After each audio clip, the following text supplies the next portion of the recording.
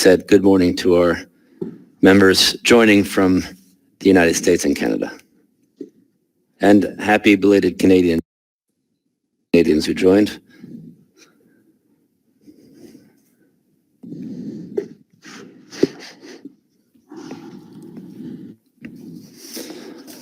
I'm going to make a few Kudo technical announcements now before we start the meeting in a couple minutes.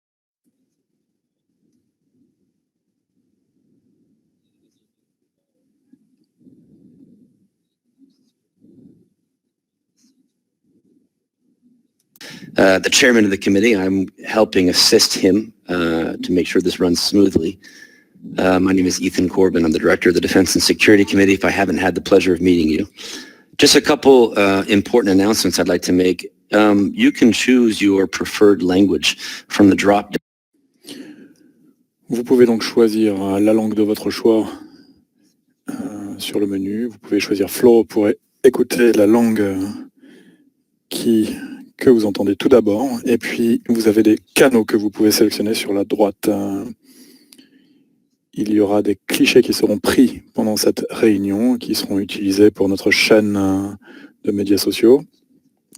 J'aimerais également dire que cette réunion est enregistrée pour une distribution interne ou pour publication sur le site internet de la NPR ainsi que sur notre chaîne YouTube. Si vous voulez poser une question au cours de la séance de questions-réponses, veuillez cliquer sur le bouton Request to Speak qui est en bas à droite de votre écran. Cela enverra votre nom au président et le président vous donnera la parole et le personnel de l'Assemblée parlementaire de l'OTAN vous activera votre vidéo, votre micro, vous pourrez poser votre question. Comme je l'ai dit, je vous encourage fermement à utiliser un casque avec micro et si vous posez une question, si vous ne parlez pas anglais, faites-le nous savoir. Cela nous laisse quelques instants pour procéder aux ajustements pour les interprètes, pour que nous puissions traduire ce que vous allez dire. Et puis c'est important pour les autres membres de la NPA qui ne comprennent pas nécessairement la langue que vous allez utiliser pour qu'ils puissent brancher sur un canal approprié. Si vous avez un problème, rafraîchissez la page. En général, ça résout près de 95% des problèmes que vous pourrez rencontrer avec Kudo. Et cela permettra de résoudre notamment tous les problèmes audio-vidéo que vous pourrez rencontrer. Si ça ne fonctionne pas, quittez la réunion et rentrez de nouveau dans la réunion. Et encore une fois, avant de commencer, il est 15h, j'aimerais insister une fois de plus que cette réunion a lieu sous l'égide des règles Chatham House. Vous pouvez utiliser les informations qui vous seront diffusées lors de cette réunion, mais vous ne pouvez pas attribuer les commentaires à des personnes particulières. Donc la question est de ne pas attribuer tout commentaire à une personne particulière, je le répète. Cela permet un échange plus libre et plus animé entre nous. Ah, je m'excuse. Rectificatif, nous n'allons pas utiliser les règles Chatham House. Vous pouvez faire ce que vous voulez avec les informations. Et donc cette réunion est donc officielle. Voilà, désolé. Et à droite de votre écran, vous avez un onglet qui dit Documents. Les rapports qui seront évoqués aujourd'hui ainsi que l'ordre du jour se trouvent dans cet onglet. Je vous remercie et je laisse maintenant la parole à notre président, Ivan Klementchevs. Merci Ethan pour vos explications et vos conseils pour la réalisation de cette réunion. Alors, c'est vrai que ce système est tout nouveau. J'espère que tout va fonctionner. Donc voilà. Je voudrais ouvrir cette réunion. Chers collègues, bienvenue à cette toute première réunion virtuelle du Comité de l'économie et de la sécurité. Aujourd'hui, nous allons évoquer 2 des 4 rapports produits par notre comité. Je suis désolé que ces modalités de notre réunion soient nécessaires, mais je suis ravi néanmoins que nous puissions nous réunir et parler de ces rapports. J'aimerais donc lancer la réunion du comité. Et cette réunion est désormais ouverte. J'aimerais également saluer tous les membres du comité de l'économie et de la sécurité, ainsi que les membres associés. Et j'aimerais exprimer ma reconnaissance envers le secrétariat de l'Assemblée parlementaire de l'OTAN pour avoir fait preuve de souplesse et pour pouvoir assurer la réunion d'aujourd'hui. Veuillez noter que nous nous réunirons de nouveau en septembre pour évoquer les 2 projets de rapport de notre rapporteur de sous-comité, Osrine Armonette et Jean-Marie Bocal. Notre objectif demeure d'étudier la version finale de tous nos rapports lors de la session annuelle d'Athènes. Quelques informations pratiques tout d'abord. Les 2 projets de rapport de comité qui seront évoqués par notre rapporteur général, Christian Tybring-Guettet, vous ont été communiqués. Vous pouvez également trouver ces documents sur la page Kudo, sur la partie droite de votre écran. Aujourd'hui, les horaires sont assez contraignants et nous allons faire de notre mieux pour essayer de tout finir en moins de 2 heures. Donc, nous allons devoir surveiller de près le temps imparti pour les débats. Je vais donc structurer la réunion de la manière suivante. Je vais demander à notre rapporteur de présenter son premier rapport.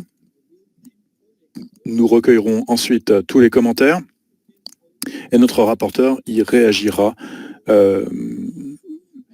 Puis nous suivrons la même procédure pour le deuxième rapport. J'aimerais également demander à tous les membres de cette réunion, à toutes les délégations qui auraient des commentaires ou des suggestions particulières, de les envoyer par email à Paul Cook, le directeur du comité, si vous ne l'avez pas déjà fait avant la réunion. Cela sera très utile lorsque le rapport sera revu et corrigé pour une deuxième lecture des rapports lors de la séance d'automne qui aura lieu à Athènes. J'aimerais maintenant demander au comité de considérer le projet d'ordre du jour pour cette réunion. Y a-t-il des commentaires? Pas de commentaires. Merci. L'ordre du jour est ainsi adopté. Nous allons maintenant nous pencher sur le rapport dont le titre est Évaluation économique et stratégique de l'initiative Ceinture et Route de la Chine, l'initiative des nouvelles routes de la soie ou initiative BRI. Christian, la parole est à vous. Merci Ivans. J'espère que tout le monde m'entend. Chers collègues, en 2013, la Chine a annoncé ce qui s'est avéré le programme le plus ambitieux au terme de l'investissement de l'infrastructure, cette initiative BRI, qui est devenue l'expression parfaite des ambitions stratégiques, diplomatiques et économiques mondiales de la Chine. Ce projet de rapport dit que ce gigantesque progrès va façonner le paysage géopolitique du XXIe siècle. Et la communauté transatlantique ne saurait l'ignorer. Des responsables chinois ont défini une liste d'objectifs relativement mineurs pour ce projet. Tout d'abord, encourager la connectivité régionale, améliorer le commerce, l'investissement, la prospérité économique, l'approfondissement de la confiance politique et le maintien de liens économiques étroits entre les nations. Les responsables occidentaux, les analystes, ont associé à cette initiative bien d'autres facteurs. Ces facteurs sont davantage alignés avec la politique sécuritaire nationale ainsi que les ambitions chinoises visant le statut de superpuissance.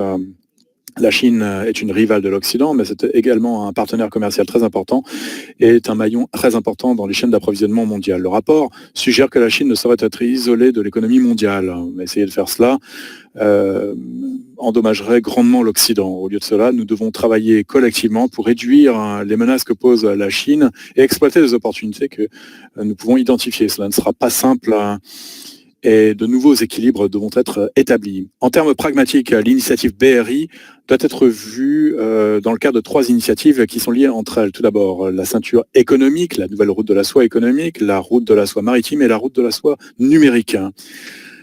La ceinture de la route de la soie économique et la route de la soie maritime cherchent à améliorer les liens entre la Chine, l'Asie de l'Est, l'Asie centrale, le Proche-Orient, l'Afrique de l'Est et l'Europe par 6 couloirs économiques. Toutefois, l'ambition de la Chine... Oui, Est-ce que vous pouvez lire plus lentement, s'il vous plaît? Merci. Toutefois, l'ambition de la Chine ne se limite pas à la construction de projets d'infrastructures physiques. Beijing cherche également à utiliser l'initiative BRI pour harmoniser les pays partenaires sur sa vision internationale générale et sur ses cadres régulatoires. Dans ces couloirs, une vaste gamme de projets d'infrastructures sont en cours, dont des oléoducs, des routes, des voies ferroviaires, des zones portuaires, ainsi que des réseaux numériques. On pourra rajouter à cela une vaste gamme également d'investissements industriels. Beijing voit également la route de la soie numérique comme plateforme pour s'assurer une position dominante dans un certain nombre de secteurs de pointe. Le débat concernant la structure future des réseaux de 5G et le rôle que le secteur industriel chinois peut jouer dans la construction de cette infrastructure est tout à fait lié à ce projet. La Chine a également l'intention de mettre sur pied au moins 50 zones de développement économique spécial dans le cadre des frontières de certains pays qui participent à l'initiative BRI. Ces zones pourraient être gouvernées par des réglementations de commerce particulières et pourraient viser collectivement à faciliter l'investissement et l'approfondissement des liens commerciaux entre la Chine et ces régions. Le rapport évoque également la dimension arctique de cette vaste entreprise chinoise. Le projet de rapport étudie ensuite les risques particuliers que ce projet pose envers l'Occident. On parlera tout d'abord des hypothèses que l'initiative BRI permet de financer et de construire des infrastructures qui peuvent être utilisées pour faciliter l'expansion militaire de la Chine notamment. Cette initiative crée des pièges à dette par des pratiques de prêts opaques. Cette initiative ne traite aucunement de la durabilité environnementale, fournit des opportunités d'espionnage, surtout par la route de la soie numérique. Et cette initiative se livre également à des pratiques de travail relativement douteuses et ne se mêle aucunement de la lutte contre la corruption. Cela affaiblit bien entendu les efforts internationaux pour améliorer la bonne gouvernance, non seulement dans les pays en développement, mais également dans nos sociétés. Il y a également d'autres préoccupations qui sont que la Chine a adopté une stratégie de division et de conquête en Europe par l'intermédiaire de cette initiative BRI. Même si l'Union européenne a commencé à adopter une position beaucoup plus critique envers les investissements chinois, les États membres sont divisés, ne sont pas d'accord sur la bonne approche à adopter envers cette initiative BRI. D'ailleurs, un certain nombre de pays membres de l'OTAN et de l'UE ont d'ores et déjà signé et approuvé certains éléments de la BRI. Pour dialoguer directement avec plusieurs États de l'Europe de l'Est et de l'Europe centrale, la Chine a lancé ce qu'on a appelé le cadre 17+1, qui exclut d'ailleurs l'UE. Le rapport prend acte du fait que les Balkans occidentaux sont devenus une vaste zone d'intérêt pour la Chine. Beijing voit en effet cette région comme un point d'entrée vers les marchés européens et salue le fait qu'au moins une partie de cette région opère en dehors des réglementations de l'Union européenne. L'engagement financier de Beijing dans ces régions va sans aucun doute augmenter son pouvoir diplomatique. Les pays qui espèrent recevoir des investissements d'importance, par exemple, pourraient se voir tenter d'harmoniser ces pratiques, ces cadres avec la Chine, par exemple sur la 5G, ou pourront subir les pressions de la part de la Chine pour ignorer les violations des droits des personnes. Il y a également des risques de tensions transatlantiques, puisque le gouvernement américain ne fait absolument pas confiance à l'initiative BRI et voit en celle-ci une initiative géostratégique plus qu'économique. D'ailleurs, la stratégie sécuritaire nationale américaine identifie la Chine comme un concurrent stratégique et décrit la BRI comme quelque chose qui pose problème pour les intérêts américains, surtout sur le fait que cette initiative donne une empreinte stratégique à la Chine en Europe et en Asie, en développant ses pratiques de commerce injustes et en investissant dans des grandes industries, la technologie, l'infrastructure. Des responsables américains, des analystes américains ont également dit que l'initiative BRI permet à la Chine d'étendre son influence au-delà de la région Asie-Pacifique et d'accroître son pouvoir en Asie centrale, dans le Caucase, dans la Méditerranée, au Proche-Orient, en Afrique. Les militaires américains s'inquiètent également du fait que la plupart des infrastructures de l'initiative BRI qui vont être construites pourront aboutir à des applications commerciales et militaires. Washington voit la Chine comme une puissance ascendante, hein, qui a pour but de changer la position mondiale des États-Unis, alors que pour beaucoup en Europe, la Chine offre des opportunités commerciales, hein. Les pays de l'Alliance vont devoir se mettre d'accord sur une approche commune envers la Chine afin que ceci ne devienne pas un sujet de séparation et de discorde entre les pays de l'OTAN. Le dialogue sur la Chine est par conséquent essentiel. Ce n'est pas une coïncidence que 3 comités de la NPA cette année ont émis des rapports sur la Chine. Nous devons faire notre travail pour essayer de réfléchir à la manière d'aborder ce défi critique. L'initiative BRI propose également des implications pour la Russie et la région arctique. D'ailleurs, la Chine se voit comme un État du proche arctique, hein. Même si ceci est un concept qui essentiellement n'a aucune valeur juridique, cela suggère que les ambitions de la Chine sont bel et bien là.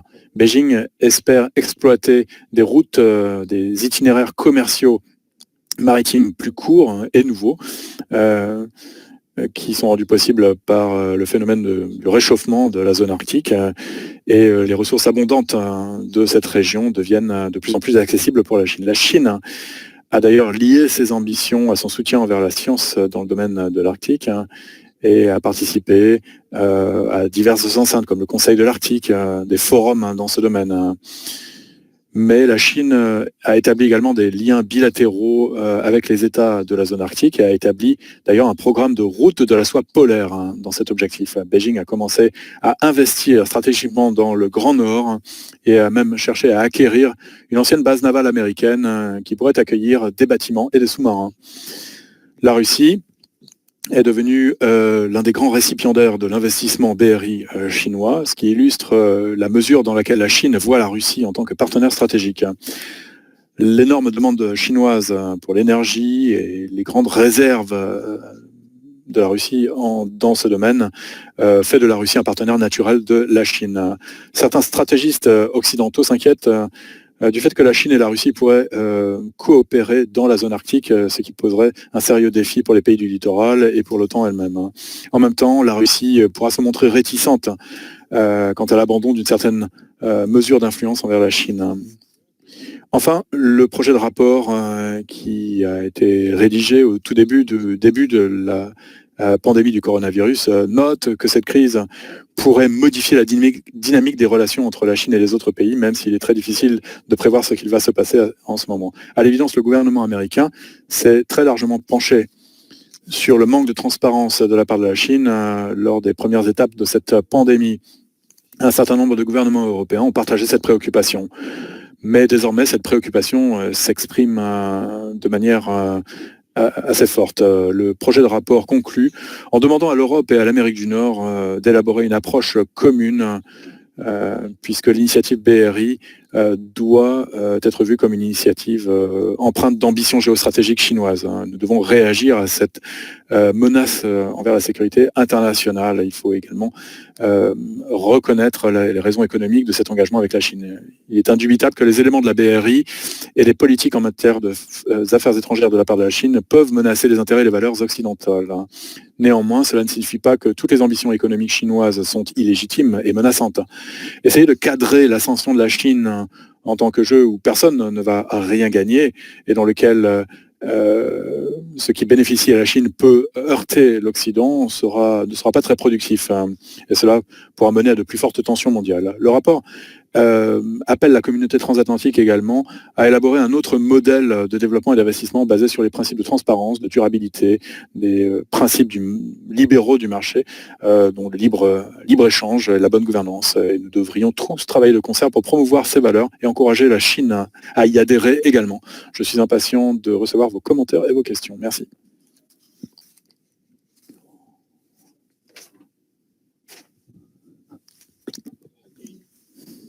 Très bien. Ethan. Oui, merci Monsieur le Président. Je voudrais simplement vous faire savoir que si il y a des membres de l'Assemblée qui souhaitent prendre la parole, n'hésitez pas à utiliser le bouton qui est à droite de l'écran et nous pourrons réagir à vos questions sur ce sujet brûlant. Très bien, nous attendons les questions des membres de l'Assemblée, mais j'aimerais poser une question pour Christian, si vous me le permettez. Et j'ai une question à propos de la Norvège. Que pense la Norvège des ambitions chinoises par rapport à la région arctique? Puis, deuxième question que j'aimerais poser, au paragraphe 3, je crois, 340, nous parlons de la réaction de l'Europe par rapport à l'initiative BRI. Vous savez qu'il y a ce grand projet de l'Union européenne entre les 3 pays de la Baltique qui a pour but d'établir une voie ferroviaire entre Tallinn et Varsovie notamment. Et peut-être que cette voie ferroviaire va bientôt être construite. Et cela va également jouer un rôle militaire, je pense. Et j'aimerais en savoir plus à ce sujet. Et j'aimerais savoir si vous avez des informations sur le projet qui va être construit dans les pays de la Baltique. On a parlé également de tunnels qui seraient construits sous la mer de la Baltique. Ce sont des projets qui sont à l'étude, mais le gouvernement finlandais a changé d'avis, je crois, mais peut-être que dans 5 ans, ce projet va peut-être reprendre. Donc, que pensez-vous de tout cela? Merci. Mr. Chairman, I have one more request. Would you... Monsieur le Président, j'aurais une autre demande. Est-ce que vous voulez répondre directement ou attendre d'autres questions?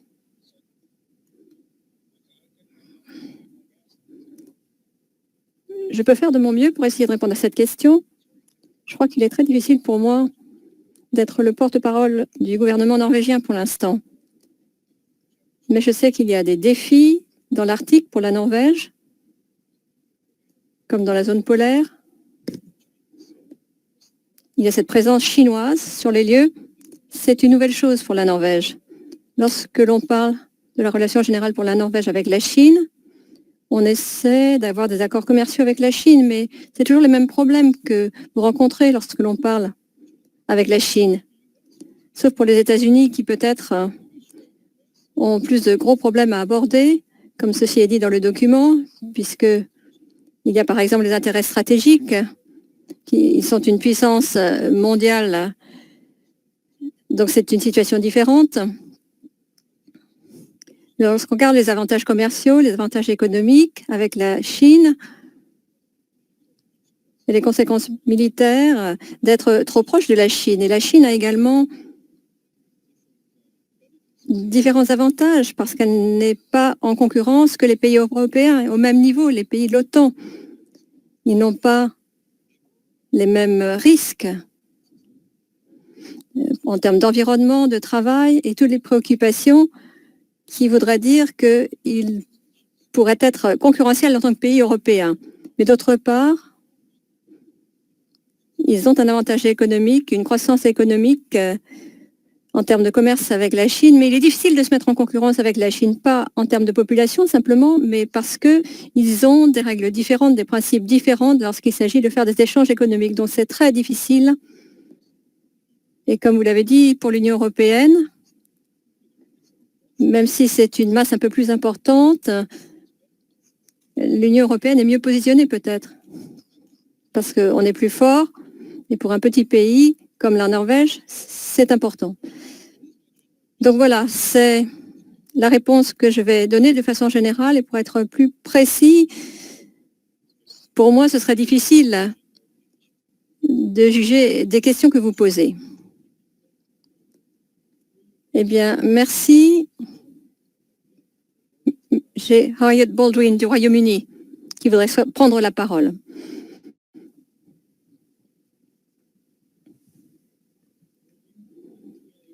On ne nous entend pas. On ne nous a pas entendus. On n'entend pas la personne, dit le président. Voulez-vous bien me mettre votre micro, madame, s'il vous plaît? Peut-être qu'il va falloir Branchez votre micro dans la partie inférieure de l'écran où on a mic on off. Ça devrait, en cliquant, vous aider. Pour l'instant, votre micro est débranché. Une autre proposition, c'est que dans les paramètres, vous pouvez voir les paramètres. Si vous allez dans les paramètres, vous pouvez vérifier le système. Il faut être sûr que vos écouteurs soient bien autorisés à la fois pour le micro et pour l'orateur.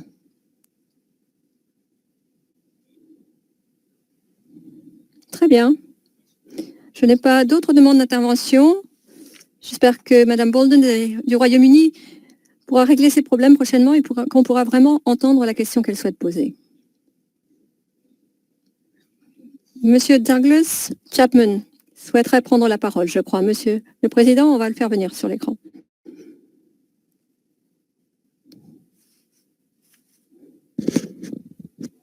Merci beaucoup. Merci pour la façon dont vous avez présenté votre rapport. C'était très clair.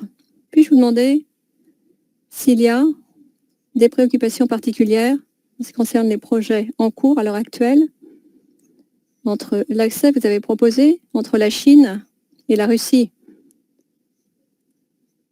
qui pourrait préoccuper directement l'OTAN. Nous savons tous que la Chine a suivi une longue trajectoire. Ils n'attendent pas de résultats immédiatement. Ils ont une vision à très long terme, très vaste dans leur approche. Je voudrais savoir cependant s'il y aurait des préoccupations immédiates que vous pourriez souligner, que vous avez pu recenser dans vos enquêtes et vos études, et le genre de discussion que l'OTAN devrait avoir selon vous par rapport au cercle arctique et les pays autour du cercle arctique qui sont peut-être plus sceptiques par rapport à cette approche sur la nouvelle route de la soie.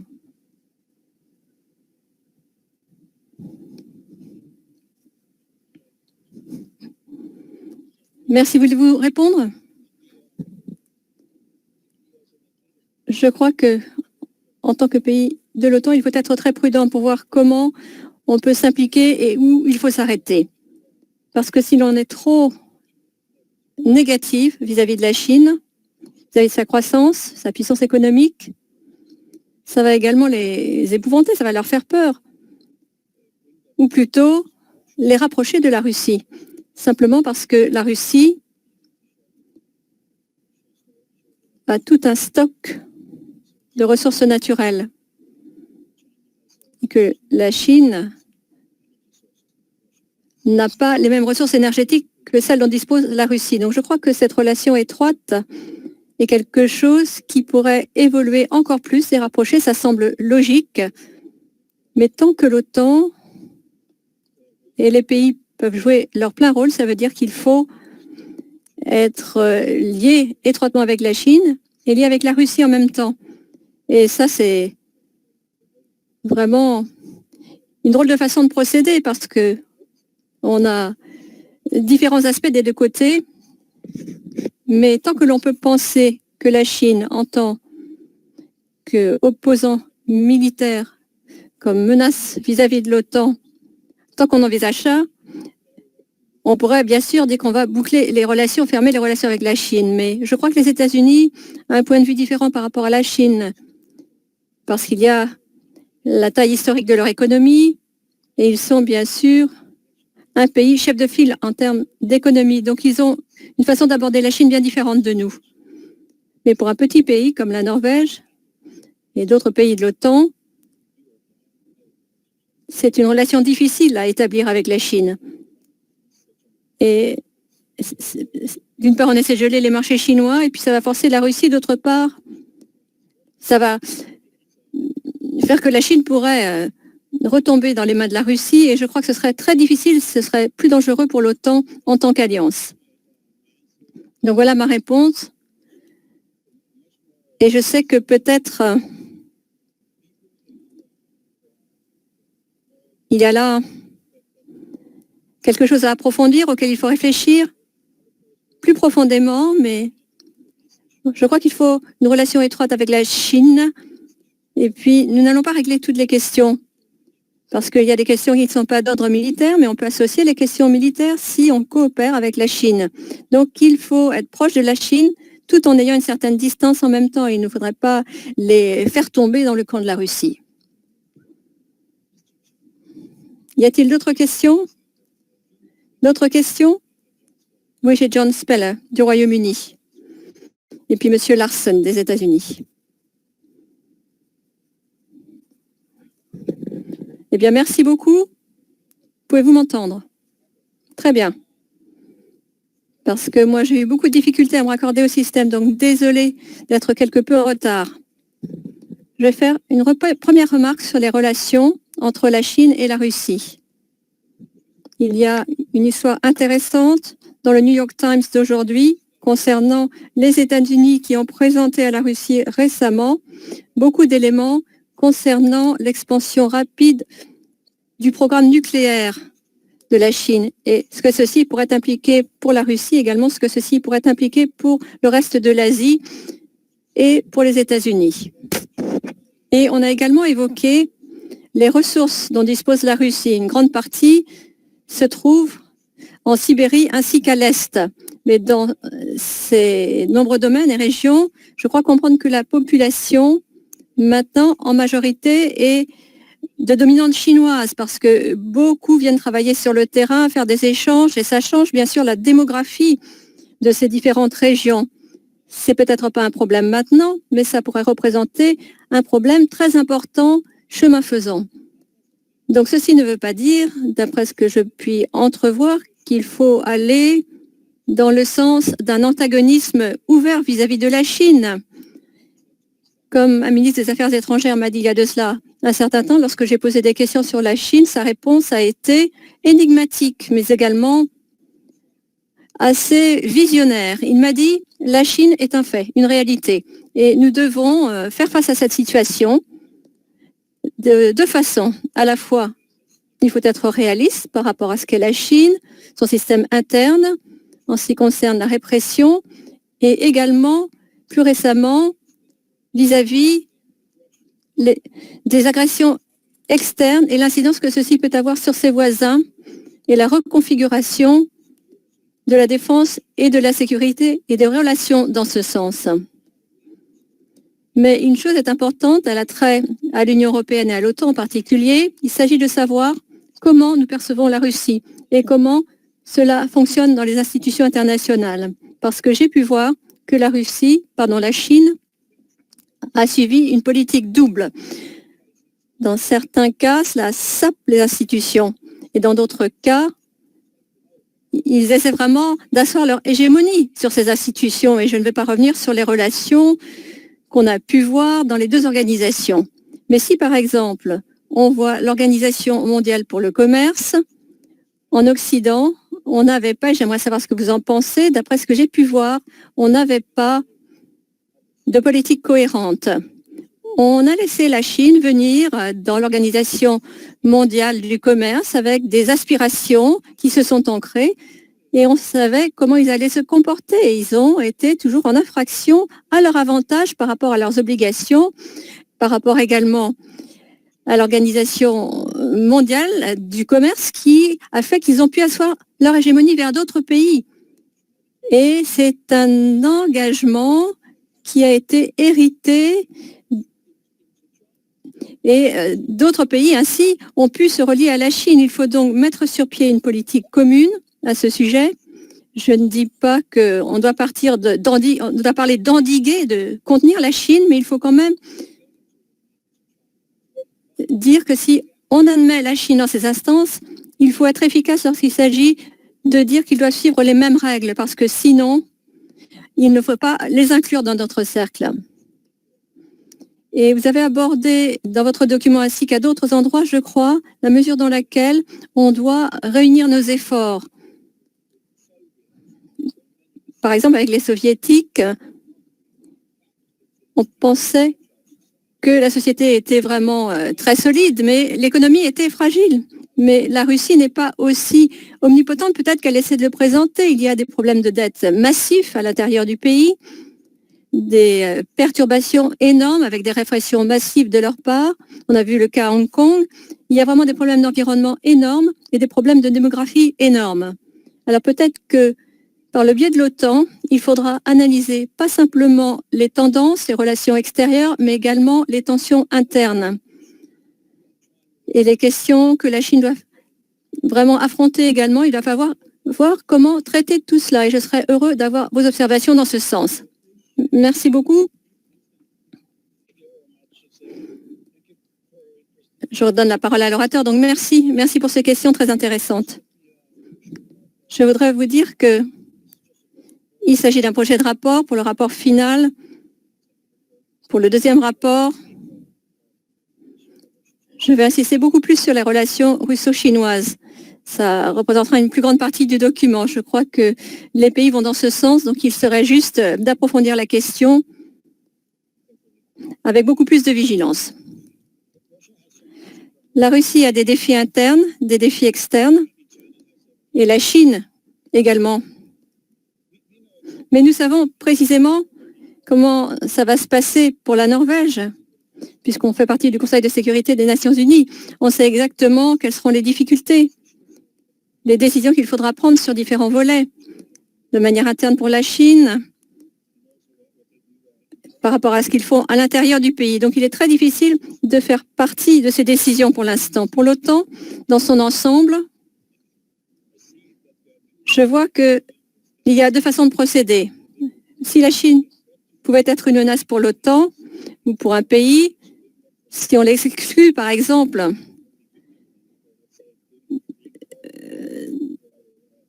d'une enceinte où il y a vraiment des échanges économiques mondiaux, on sait qu'ils ont une puissance militaire, on ne sait pas comment ils vont réagir s'ils sont exclus.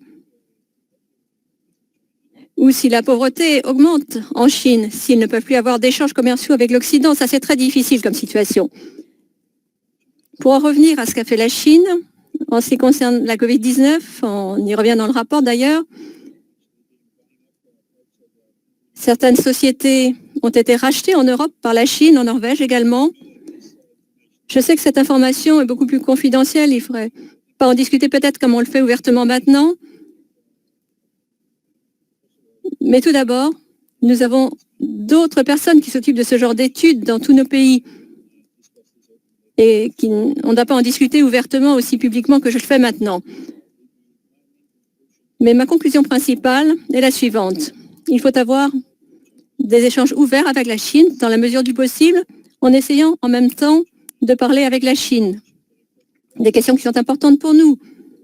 Il y a des questions sur l'environnement ou autres, et puis d'autres questions qui ne les préoccupent pas. Par exemple, c'est pour ça qu'ils produisent mieux et à moindre frais que beaucoup de pays européens. Ils essaient également d'avoir une emprise sur nos territoires, nos marchés. Ils rachètent certaines entreprises et autres. C'est un défi difficile. Mais si on n'accepte pas les échanges comme on a accepté nos propres échanges pendant des générations, ils pourraient se retourner vers la Russie. Et il y a des défis en Chine en ce qui concerne la croissance de la population, la croissance démographique. Et il faut voir où les gens vivent, où les sources de production se situent. Donc je vois qu'il y a des défis, je n'ai pas toutes les réponses. J'ai noté toutes les questions, je me les pose moi-même comme vous. Et je crois que dans le prochain rapport, l'avant-projet de rapport, on parlera plus de ces questions, on expliquera plus de choses parce que les questions vont dans ce sens. Merci. Alors, merci Chris pour ces explications. Nous avons une autre question des États-Unis qui organise la visite du comité de la Commission économique et de sécurité à Seattle, qui ont organisé cette réunion en juin. Vous avez la parole, monsieur. Merci beaucoup. Vous m'entendez très bien? Alors tout d'abord, je voudrais dire qu'hier, à Washington DC, la commission de défense de la Chambre des représentants s'est réunie pour mettre sur pied le budget du Pentagone. Et elle continue d'avoir un soutien très fort vis-à-vis de l'OTAN et ses missions. Et nous aurons certainement un débat avec une chambre plus large dans quelques semaines.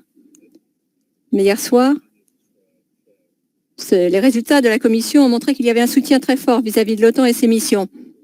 Je voulais rassurer tout le monde à ce propos. Il y a vraiment un soutien aux États-Unis vis-à-vis de l'OTAN. Il reste solide. Je suis heureuse de vous voir, Christian. Merci pour ce rapport. J'ai passé pas mal de temps à réfléchir aux relations russo-chinoises. Il n'y a pas une relation entre les États-Unis et la Chine. Il y a beaucoup de relations, je crois, entre les États-Unis et la Chine. Le changement climatique, la lutte contre le terrorisme, l'économie, les questions stratégiques, tout ça est important. Je voulais simplement me concentrer sur le paragraphe 80 et dans votre rapport final, vous pourriez peut-être étoffer tout cela, mais ça a trait à tous les efforts pour contrer les éléments les pires du programme chinois, ce qui nécessitera certainement des injections en capital. Alors pour contrer la BRI, and Japan should address this collectively, or if il faut voir si la Chine abordera ça de manière collective avec les États-Unis, ou si chaque région aura ses propres outils et il y aura en quelque sorte 3 concurrents à la BRI. Je me demande si vous avez réfléchi à l'évoquer ou bien si d'ici novembre, c'est peut-être trop demandé. C'est vrai que c'est un grand sujet. J'espère par ailleurs que nous allons réussir à régler ces difficultés chez nous pour montrer aux Européens que nous aussi, nous devrions pouvoir voyager et aller en Grèce, par exemple. Donc, sur ce, merci, c'est la fin. Merci beaucoup. Christiane, est-ce que vous voulez réagir? Oui, bien sûr. J'aimerais remercier notre collègue du Congrès américain, Rick, pour son appui, car cet appui est très important pour l'ensemble des pays de l'OTAN. Il est essentiel de savoir qu'on bénéficie de l'appui des États-Unis, parce que l'Alliance ne serait quasiment rien sans les États-Unis. Et donc, je voudrais certainement lui exprimer mes remerciements. Vous dites que les États-Unis ont plusieurs types de relations avec la Chine à différents niveaux, et c'est ce qui rend les choses difficiles. En Occident, nous avons des valeurs que nous partageons, ce qui sous-tend le commerce, comment on travaille ensemble, comment on se voit les uns les autres, et par exemple, on aborde les questions de famille. Ce sont des valeurs que l'on a et que l'on a élaborées depuis à peu près 150 à 200 ans, et aujourd'hui, ce qui est remis en cause, ce n'est pas seulement le commerce, mais la manière dont le commerce a lieu. Et aux États-Unis, par exemple, il y a certains groupes, et aussi en Europe, qui disent qu'on ne peut pas avoir d'échange avec la Chine parce qu'ils n'ont pas la politique adaptée, le traitement des ouvriers qu'il faudrait. D'autres disent qu'il faut avoir des échanges avec la Chine parce que la croissance économique est très importante. Mais il faut aussi prendre en compte ce que cela représente en tant que une question de sécurité pour les pays de l'OTAN. Et donc, clairement, les progrès effectués par la Chine menacent, d'un point de vue de sécurité, présentent en tout cas des dangers pour l'OTAN, et il est difficile de les ignorer. Si on essaie de faire pression sur la Chine, ils répondent ces présidents répondent que de toute façon les États-Unis ont essayé, ça n'a pas marché. Mais si on élargit les éventuelles interdictions à autre chose que l'informatique, cela peut rendre les choses très difficiles, très problématiques pour l'Europe. D'ailleurs plus pour l'Europe que pour les États-Unis, étant donné les économies en Europe. Donc je pense que notre politique chinoise doit être décidée de manière prudente. La Chine veut participer au commerce mondial, c'est important.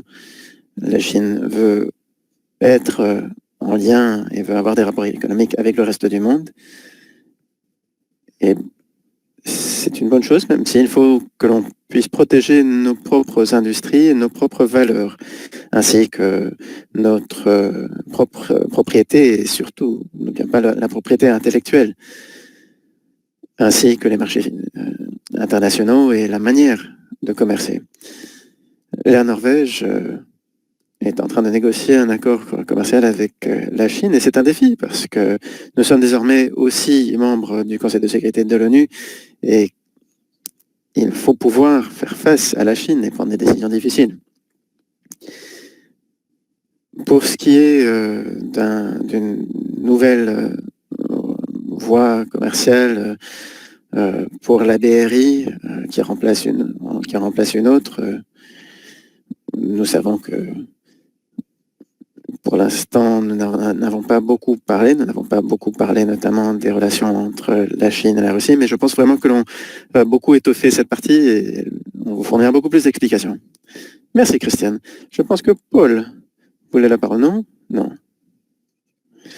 Monsieur le Président, nous avons quelques défis auparavant avec Madame Baldwin du Royaume-Uni. Et donc, elle nous a envoyé ces questions par écrit. Donc, je vais la lire, si vous me le permettez. Alors, monsieur le rapporteur, elle a pris note du rapport. Elle voudrait vous poser 2 questions. Tout d'abord, serait-il possible pour vous de nous parler un peu plus de l'aspect numérique de la BRI, donc des nouvelles routes de la soie? Sa deuxième question concerne les activités navales. Est-ce que vous pourriez fournir plus d'informations sur les activités navales et maritimes de la Chine, notamment en ce qui concerne les activités sous-marines? Vous savez sans doute qu'il y a eu plus de patrouilles et plus d'exercices dans la mer de Chine méridionale. Christiane. Oui, merci. Je pense que je l'ai évoqué quand j'ai réagi à la question de Rick Larsen. Il y a les questions liées à la 5G. Les États-Unis ont désormais exclu les entreprises chinoises de participer aux appels d'offres pour la 5G. Donc, c'est une partie de l'aspect numérique. Par ailleurs, je n'ai pas vu grand-chose d'autre par rapport à l'aspect numérique des nouvelles routes de la soie, mais la Chine pourrait à terme créer des systèmes futurs et si c'est le cas et si les systèmes futurs sont chinois, et de se refuser de les utiliser serait une formule perdante pour nos économies. Et je pense que ce qu'il faut, c'est de trouver plus de solutions et moins de lutte.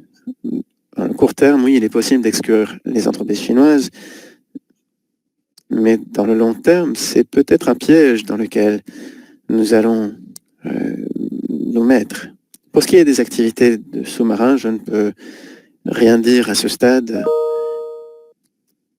Il faudrait que je me renseigne et que je sois mieux préparé parce que je préfère ne pas répondre face à une question dont je ne connais pas grand-chose. Merci, Christiane.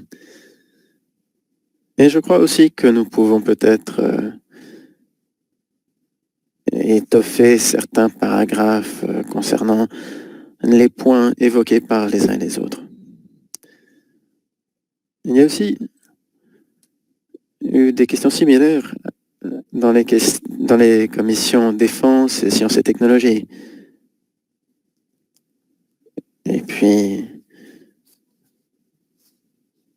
ce rapport n'a pas besoin d'être le même que les autres, puisque ce sera le nôtre, celui de la commission économie et sécurité. Voilà, je ne vois pas d'autres questions. Est-ce que quelqu'un s'est manifesté? Ethan? Non, Monsieur le Président, à ce stade, je n'ai pas vu d'autres questions. Très bien. Alors, merci beaucoup, Christiane, pour ce rapport, ce projet de rapport. Est-ce que nous pouvons adopter ce projet de rapport? Non, pardon. Il n'y a pas d'adoption. Nous allons simplement prendre note du projet de rapport qui sera modifié. Et ensuite, nous pourrons le présenter lors de la plénière d'Athènes. Maintenant, j'aimerais de demander toujours à Christiane Teibring de présenter le rapport spécial sur les conséquences économiques de la pandémie de la COVID-19. Christiane, à vous la parole une fois de plus. Merci beaucoup, Evans. Ce rapport n'était pas prévu au départ, et il serait très étrange d'avoir un rapport sur les relations entre la Chine et l'OTAN sans parler de la Covid. Donc au départ, je comptais inclure cela dans le premier rapport, mais maintenant il s'agit d'un rapport à part. Donc, chers collègues, la communauté internationale est en train de vivre la plus importante pandémie depuis la grippe espagnole de 1918 à 19. Ce virus infectieux a complètement arrêté la plupart des catégories d'activité économique et humaine. Nous vivons la récession économique la plus importante depuis la Grande Dépression américaine. L'OCDE a prévenu que si les taux d'infection remontent à l'automne, que les conséquences pourraient être extrêmement sévères et s'inscrivent dans la durée. Notre commission a proposé, le rapport spécial de notre commission propose que cette pandémie a un effet de choc économique exogène négatif. Ces chocs peuvent avoir un effet majeur sur l'offre, la demande, ainsi que les conditions fiscales et monétaires, et peuvent provoquer des contractions majeures dans la production, les investissements, les dépenses, l'emploi et le commerce. La part de la population touchée et le nombre de semaines de travail perdues, le taux de morbidité, ainsi que peuvent aussi affaiblir l'économie et renforcer la crise, du moins dans le court terme.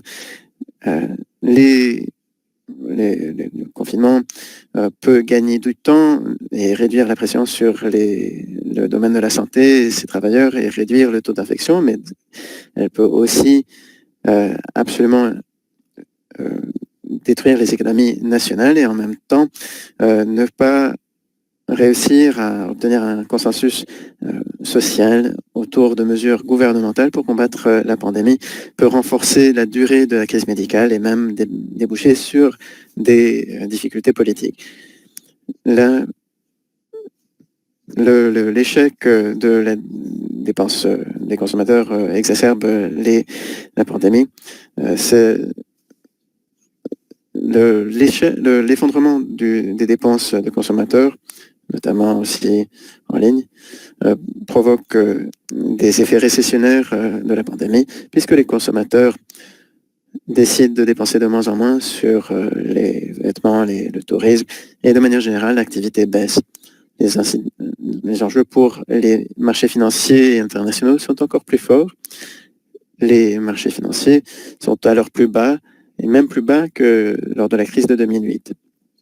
En 2008, la dette était entre les mains d'institutions financières et aujourd'hui, cette dette est entre les mains de gouvernements et d'entreprises. Il y a un risque de plus en plus fort que l'activité économique va chuter, ce qui peut mener à des entreprises qui sont en banqueroute, qui font faillite, dégradation de crédit, des investisseurs et des fonds qui vendent les dettes bon marché et que les prêts deviennent de plus en plus chers, ce qui peut présenter problème aux entreprises dépendantes d'emprunts. L'essentiel des gouvernements occidentaux a aussi fourni de l'aide critique aux entreprises et aux consommateurs. Le risque étant que cela empirera les comptes gouvernementaux et mènera à un problème plus approfondi, puisque normalement, c'est toujours le gouvernement qui a été le prêteur de dernière ligne. Le rapport, donc, évalue comment certains secteurs spécifiques ont été touchés par la pandémie, notamment les secteurs du tourisme et du voyage, qui ont été les premiers touchés par la crise liée à la pandémie. Nous savons que l'industrie aérienne dépend de flux d'argent et de liquidité. Les conséquences économiques de garder les flottes à terre a donc touché de plein fouet ce secteur. Et cela a également une incidence sur les fabricants d'aéronefs et beaucoup de fournisseurs. Le secteur automobile a été touché de manière similaire. Après une baisse de la demande, le confinement et aussi la guerre de prix russe entre la Russie et l'Arabie Saoudite pour le pétrole a eu un effet majeur sur le secteur énergétique. La chute des prix a beaucoup frappé les producteurs de gaz de schiste aux États-Unis, qui nécessitent un prix bien plus élevé pour être rentable.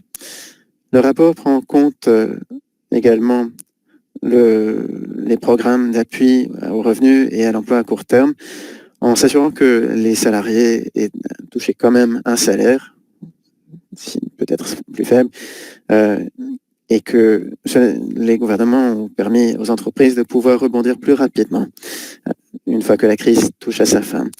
Le rapport a fait un appel à une plus forte collaboration internationale. Aucun pays ne peut trouver de solution seul. Approfondir la collaboration et la coopération internationale n'est pas un objectif qui est motivé simplement par un idéalisme international, mais plutôt par une compréhension claire de la meilleure défense des intérêts nationaux et de l'ordre économique mondial intégré.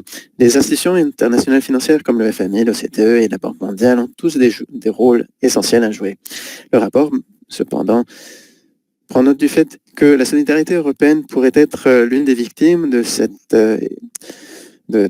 écroulement, de cet effondrement économique sans précédent. Il y a des signes de plus en plus visibles que les tensions nord-sud et est-ouest pourraient être exacerbées. Une fois de plus, un débat essentiel des débats essentiels sont en cours par rapport à l'union monétaire et la création de crédits européens. Le rapport conclut qu'il faut une meilleure résilience systémique et des garanties contre le risque sociétal pour gérer des pandémies futures, ainsi que celle-ci. La crise actuelle a démontré que nous avons la difficulté à gérer ces pandémies et qu'à l'avenir, elles pourraient être catastrophiques. Ce genre d'événement peut avoir un impact similaire à celui d'une guerre ou de remous civils. Les gouvernements doivent donc poursuivre leurs investissements dans l'infrastructure, les institutions, le personnel, le matériel, la formation, les procédures, ainsi que d'autres aspects. Côté économique, il faut plus de réserves financières et une meilleure planification pour garantir que les citoyens fournissant un appui et les opérateurs commerciaux puissent continuer à fonctionner pendant les phases de confinement. Il faut des stratégies claires et crédibles, garantissant que les marchés et les citoyens restent liquides. Les gouvernements ont besoin de stratégies de sortie à long terme pour réussir à gérer les lourdes dettes engrangées pendant les crises. Ces stratégies seront douloureuses et difficiles à vendre d'un point de vue politique, mais seront également essentielles pour une reprise à long terme. La coordination politique est essentielle, doit prendre en compte toute une série de liens financiers et commerciaux. Les réactions internationales collectives doivent également essayer de défendre le commerce mondial et les systèmes financiers. Les G7 comme le G20 doivent fournir un appui diplomatique et politique critique dans ces travaux et peuvent contribuer à garantir que les principaux acteurs mondiaux travaillent ensemble. Une coopération étroite entre la Banque centrale américaine et la Banque centrale européenne, avec les banques centrales des alliés et d'autres comme du Canada et de la Norvège, peuvent contribuer à assurer que les liquidités sont toujours présentes. Les pays en développement ont été particulièrement touchés par la crise actuelle. De nouveaux prêts multilatéraux et des programmes d'aide pourraient aider certains de ces pays vulnérables et les remettre sur une piste vers une reprise et la croissance. Les partenariats innovants entre gouvernements, chercheurs, économistes et d'autres parties de la société pourraient mieux préparer nos sociétés pour ce genre de risque catastrophique. Il faut qu'il y ait des échanges entre le gouvernement et le secteur privé pour bien prendre en compte le risque. Il faut également prendre en compte que préparer se préparer contre certains risques peut aider nos sociétés à être prêtes face à des risques inattendus. Ces efforts doivent aussi protéger des industries stratégiques d'acquisition éventuellement chinoise ou d'autres pays rivaux. Nos gouvernements ne devraient pas uniquement s'inquiéter par rapport à la 5G concernant la Chine, mais devraient aussi garder en tête que les technologies médicales où les technologies médicales sont produites et qu'il n'y ait pas de dépendance excessive sur un seul pays fournisseur, particulièrement si c'est un pays considéré rival stratégique. Donc enfin, avoir ces stratégies est essentiel, sinon on agirait de manière naïve. Les pays et gouvernements, les parlements et gouvernements de l'OTAN devraient donc consacrer les 2% du PIB toujours à la défense, conformément à leur engagement. Merci. Merci Christiane pour ce rapport. J'aimerais moi-même vous poser une question. Dans les réactions des gouvernements, il a été très important de voir comment les gouvernements ont réagi face à la COVID-19. Quelle était la rapidité et les mesures mises en place? Car cela a eu un effet majeur sur le nombre de victimes, le nombre de malades, le nombre d'hospitalisés et la réactivité de la population.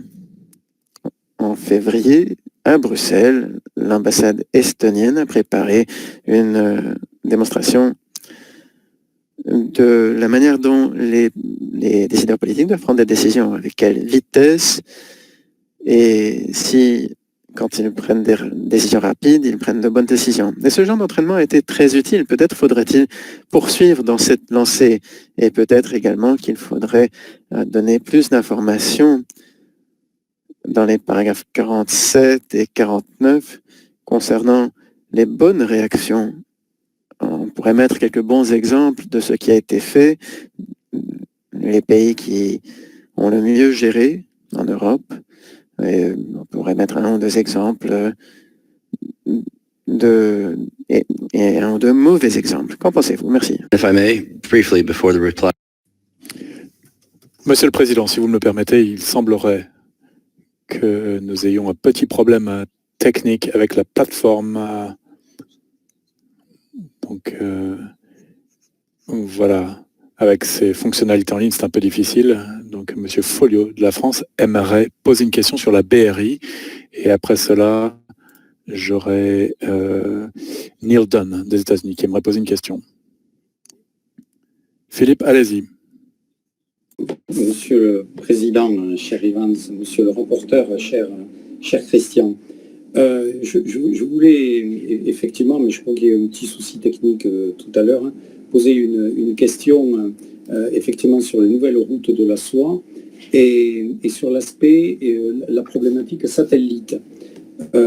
Parce que est-ce que vous ne craignez pas que les routes de la soie soient une opportunité, une possibilité pour les Chinois d'essayer d'accélérer leur couverture satellite globale et d'utiliser les liens et les points qu'ils vont avoir avec un certain nombre de pays et pour aller au-delà des mesures, je crois qu'il s'appelait ITAR, qui avait été mise en œuvre par les États-Unis en son temps, pour essayer de freiner, j'allais dire, ces évolutions. Et du reste, je pense que tout ceci avait été développé par notre collègue et ami Jean-Marie Bockel dans un rapport, il me semble, il y a 2-3 ans.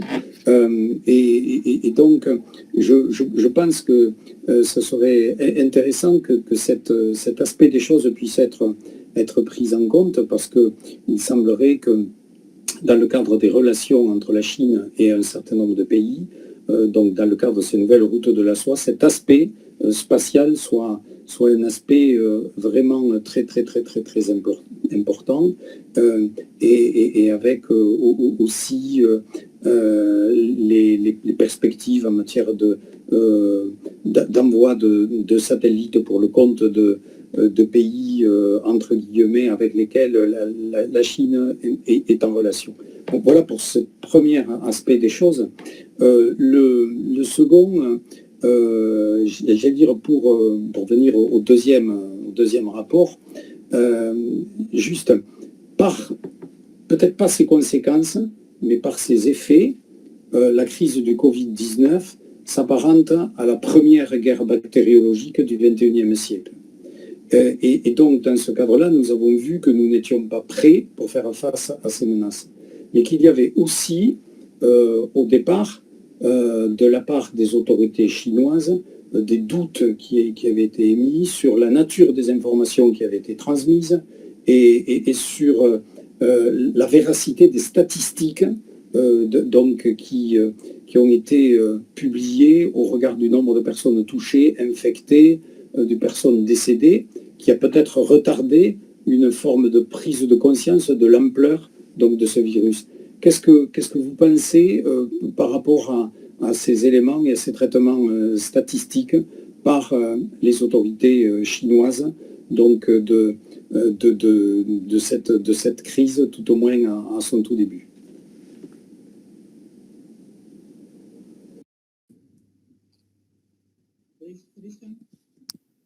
Christian, je vous laisse le soin de répondre. Alors, je suis désolé. Christian, je suis désolé. Est-ce que vous pouvez peut-être mettre votre micro devant la bouche? Merci. Je dois m'excuser. Je ne savais pas où trouver le canal pour écouter l'anglais, donc j'ai pris un peu de temps malheureusement pour me brancher sur le bon canal. Est-ce qu'on pourrait peut-être répéter les 3 dernières minutes de vos commentaires, de vos questions? Je ne sais pas comment on peut faire. Donc si vous pouvez reposer la dernière partie de votre question, j'aimerais reprendre vos questions. Si vous pouvez me les redire, s'il vous plaît. Merci. Je ne sais pas quoi faire. Je peux d'abord répondre à la question d'Ivans, et puis après on peut repasser à la question posée par la France.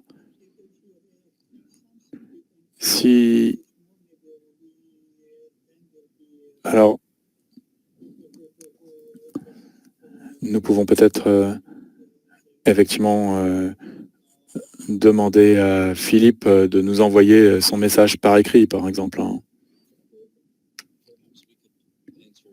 Peut-être que nous pourrions répondre à la question du président et peut-être que M. Folliot peut redemander la parole et peut s'exprimer de nouveau, puis après on pourra passer à M. Dunn, si ça ne vous dérange pas. Très bien. M. Dunn, s'il vous plaît. Je vais donner la parole à M. Dunn, à moins que vous n'ayez déjà des éléments de réponse à apporter. Je peux répondre à la question d'Ivans, parce que sinon il va y avoir trop de questions en même temps. Donc, vous avez évoqué l'évaluation des risques entre les différents gouvernements. Et c'est un exemple assez typique, si vous préférez, du fait que les nations européennes dans le monde essayent de coopérer pour le commerce, mais le premier pays auquel on pense dans le cadre de cette crise, ce sont les pays les plus proches de nous. Et pour prendre l'exemple de la Norvège, on parle de l'ouverture des frontières, de l'accueil de nombreuses nationalités. Évidemment, une fois que la crise nous est parvenue, eh bien, nous avons fermé nos frontières. Et nous avons besoin des solutions similaires pour tous les pays. On ne peut pas trouver nos propres solutions individuelles. Il faut partager nos méthodes de travail. On ne peut pas limiter les choses à la propriété intellectuelle. Par exemple, c'est quelque chose qui doit être fourni à l'échelle mondiale pour vaincre cette pandémie. Puis, nous en avons parlé en Norvège, lorsqu'on a commencé à travailler sur la lutte contre cette pandémie, et ça n'a pas été une décision du gouvernement en premier lieu, ce sont nos responsables de la santé et notre direction qui a pris les bonnes décisions à propos de la pandémie et ses responsables sanitaires savaient quels seraient les effets de cette pandémie et ces décisions ont été prises au niveau des autorités sanitaires d'abord. Et c'est vrai qu'en Norvège, nous avons parlé de la Constitution, qu'il était difficile de fermer la société sans décision de la part du gouvernement, mais il a fallu agir rapidement. Nous n'avons pas eu le temps donc de demander au gouvernement une décision en la matière. Donc c'est vrai que c'est un débat qui est en cours. Pour le futur, c'est vrai que les pandémies sont une réalité et il nous faut des instructions claires sur la manière dont on va pouvoir lutter contre cela. Et en tant que ministère, en tant que direction sanitaire, il faut que l'on travaille de manière aussi claire que possible. Mais cette crise sera vaincue internationalement et c'est un grand dilemme, puisque nous sommes un pays bureaucratique, c'est un peu la même chose aux États-Unis. Il y a différents États qui prennent des décisions différemment, ce qui veut dire qu'un État peut faire quelque chose et un autre État peut décider de faire autre chose. Donc il est extrêmement difficile de contrôler les choses. Et lorsqu'on n'a pas le même pouvoir parmi les différentes régions, les différentes nations,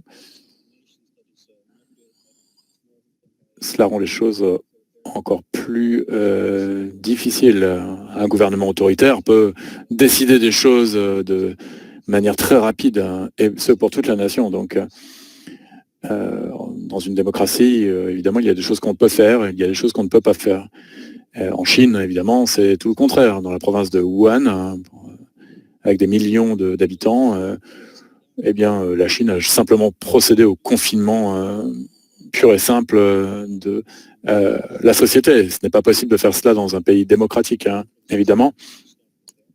Donc, voilà. Au moins, on peut dire que cette solution a permis de mettre un terme à la pandémie pendant un certain temps. Merci Christiane. Maintenant, nous pouvons redonner la parole à Monsieur Folliot, peut-être? Alors, oui, Monsieur Folliot avait une question à propos de l'espace. De manière très, très succincte, je vous enverrai peut-être par écrit les éléments pour ne pas alourdir le débat, mais c'était simplement la prise en compte donc, de la dimension spatiale dans les routes de la soie, un peu dans le droit fil d'un rapport qu'avait fait notre collègue et ami Jean-Marie Bockel il y a 2-3 ans, parce que c'est un élément qui est un élément important sur un plan géostratégique. Et on sait que beaucoup de choses vont se jouer dans l'espace et que la Chine, au-delà de son positionnement maritime et terrestre, ne néglige pas toute la partie spatiale, et donc c'était un petit peu le sens de ma question. Après, je pense qu'il a en partie répondu à ma deuxième question relative aux problématiques du début de la crise en Chine et notamment des statistiques telles que développées et mises en avant sur le début de cette crise sanitaire.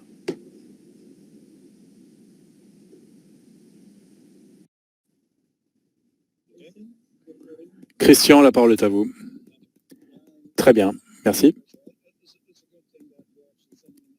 Alors, c'est une bonne chose que vous nous envoyiez vos questions par écrit parce que comme ça, je peux répondre de manière plus appropriée. Mais évidemment, la Chine développe ses capacités militaires comme l'Europe le fait. Et tout ce qui se situe dans les airs, tout ce qui se passe dans les airs actuellement est beaucoup plus important de nos jours que ça ne l'était dans le passé.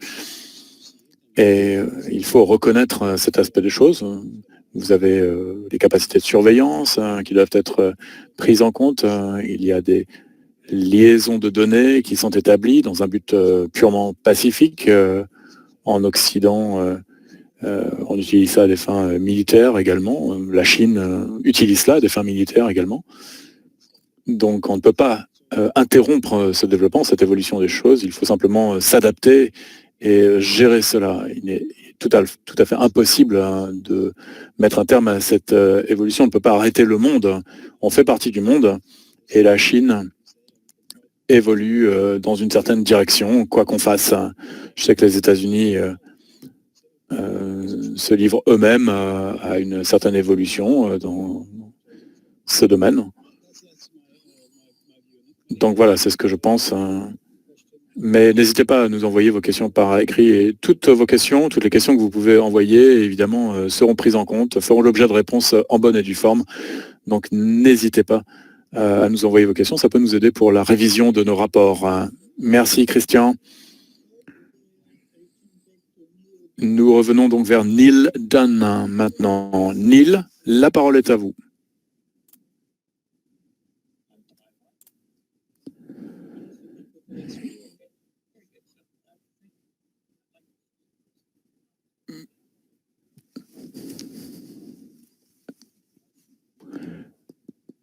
Merci Monsieur le Président. La qualité du son est absolument exécrable. L'interprète s'excuse.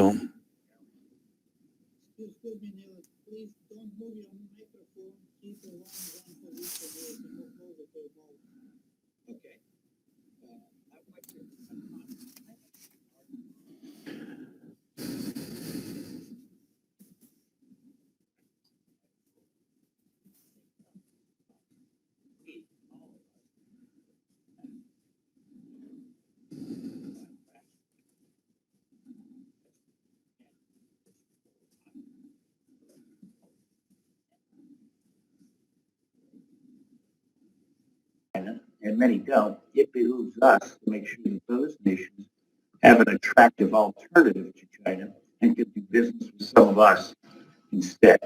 Well, we need a plan to encourage trade and business relationships with and among the NATO countries. China. And let me end by saying the world's going to emerge from the coronavirus crisis looking much different than it does today. I think the violent economic dislocations have mostly already occurred. Now is the least painful time and the most productive time for us to tell our markets what behaviors we're going to encourage and what behaviors we're going to allow. I think we need to be diligent and active in countering China's economic hegemony. There's no nation represented on this call whose future security and prosperity would not benefit from much closer manufacturing, service, commodities, and trade relationships, as well as security relationships amongst ourselves. We're already a close group of allies. We should be taking advantage of this. And I submit to you, this is a pivotal moment for us to respond to that. And with that, Mr. Chairman, I yield back. Thank you.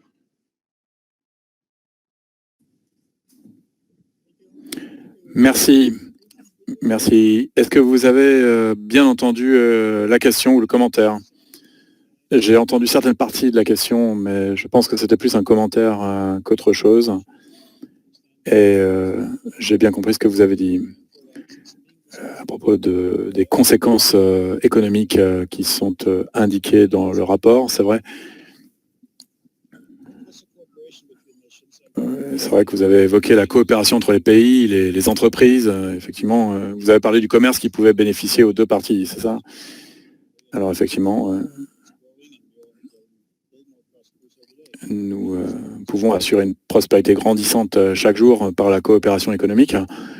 Et nous essayons bien entendu de sauver nos entreprises respectives. Ça, c'est un fait également. Quelle que soit la dépendance qui est la nôtre par rapport à d'autres nations. Nous avons bien sûr peur pour différentes raisons. Je vois que dans mon pays, on a travaillé sur les prix de l'immobilier qui sont en train d'exploser. Le prix de l'immobilier explose en Norvège. Et qu'est-ce que ça veut dire? Quelles seront les conséquences dans une dizaine d'années? Donc, on voit que les compagnies aériennes ont également du mal à survivre et l'industrie du tourisme souffre beaucoup.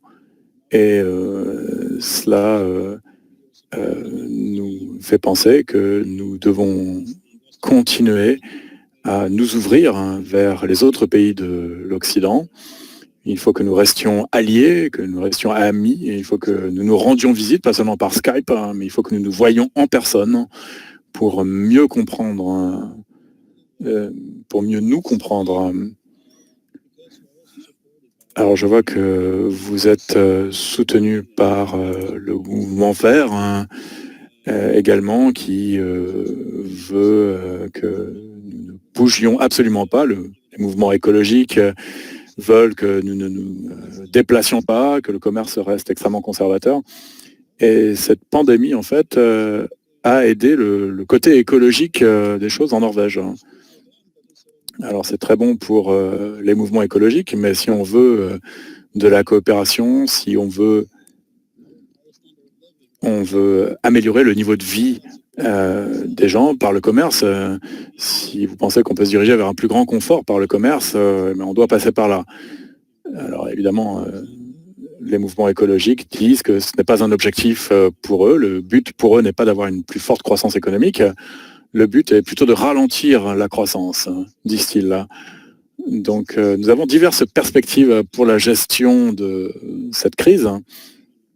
Que va-t-il se passer dans le futur? Je n'en sais rien. Mais en tant que pays de l'OTAN, nous analysons plutôt le côté stratégique des choses, ce que ça veut dire pour nos valeurs et pour les autres pays qui représentent et défendent les mêmes valeurs. Hein. Qu'est-ce que cela veut dire pour ces pays et pour nous? Donc voilà, c'est une question qu'il faut poser et à laquelle nous n'avons pas nécessairement de réponse. Hein. Mais encore une fois, tout ce que vous avez évoqué, tout ce que vous avez posé sera exposé de manière plus précise dans la prochaine version du rapport. C'est la raison pour laquelle nous avons cette session et j'espère qu'à Athènes, nous serons en mesure de nous voir. J'espère que vous pourrez vous rendre à Athènes tout d'abord. À Athènes, disais-je, nous pourrons évoquer ces questions plus en profondeur, même si peut-être nous n'aurons pas plus de réponses, mais nous pourrons travailler ensemble sur ces questions et nous pourrons travailler davantage dessus. Mais encore une fois, excellent commentaire de la part des États-Unis. Nous pensons que les entreprises sont très importantes et qu'elles contribuent au commerce. Sans entreprise, forcément, rien ne peut se passer. Donc on essaye, beaucoup de populations essayent de se déplacer du sud vers le nord. Il va y avoir davantage de migration. La pauvreté va augmenter en Afrique si la crise se poursuit. Donc je pense que ce sera très difficile de mettre un terme à cette crise économique, sauf si on ouvre nos frontières. Christian, merci. Neil. Et au paragraphe 55 à la page 12, il y a des chiffres qui indiquent les différences entre l'Union européenne et les États-Unis en 2018. Et je vois qu'il y a une différence d'1,3 trilliard de dollars de différence. Et ça représente une différence de 2,4%. Mais peut-être qu'effectivement, on peut améliorer ces chiffres. Liste, maybe. Je n'ai plus personne sur ma liste. Avez-vous des noms peut-être, vous, de votre côté? Monsieur le Président, je n'ai pas de demande d'intervention à ce stade. Nous n'avons pas de demande d'intervention. Donc, s'il n'y a pas d'autres demandes d'intervention, on peut remercier Christian. Merci Christian pour ce travail excellent, vraiment. Merci pour ces 2 rapports. Nous allons attendre ces rapports définitifs d'ici à la séance d'automne. Merci pour ces rapports. Merci, je suis heureux de vous avoir vu pour certains d'entre vous, tout au moins. Alors, merci de votre participation à cette réunion en mode virtuel. Merci d'avoir participé au comité. Est-ce que c'est M. Davis du Congrès qui est avec nous aujourd'hui ou pas? Non?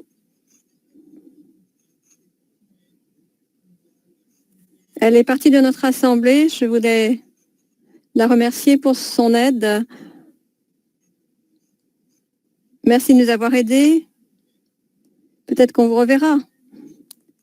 Alors, merci à tout le secrétariat. On remercie toute la séance, les traducteurs, les interprètes pour la traduction. Et on remercie également notre ami Tim Mulder qui nous a permis d'écrire tous les éléments nécessaires. Alors, je crois que tout ceci nous a permis de rester ensemble sans aucun problème. Je vais donc lever la séance officiellement et je vous dis à bientôt en septembre pour les 2 prochains rapports. Mais notre directeur Paul Cook voulait s'exprimer. Je voulais simplement remercier Anne-Laure Bleuse, qui est notre coordinatrice. C'est elle qui a fait en sorte que tout le monde puisse dialoguer les uns avec les autres. Donc, merci. Merci à tous. Merci à tous les membres de l'Assemblée. Merci au secrétariat qui nous ont aidés dans cette entreprise. La séance est levée. Merci à tous.